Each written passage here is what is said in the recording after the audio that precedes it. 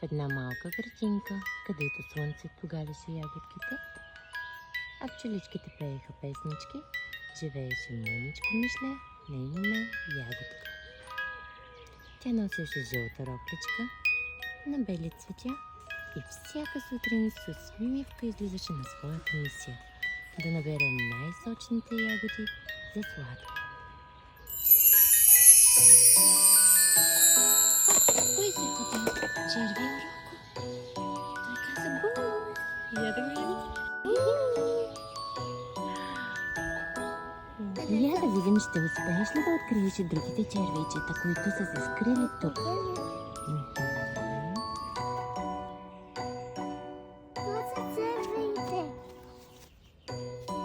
Откри ги.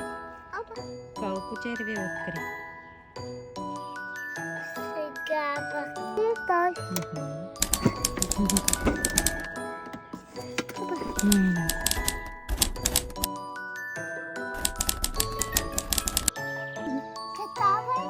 Да, готова си. си. Благодаря ти. Благодаря. Ето вземи. Благодаря ти. Виж.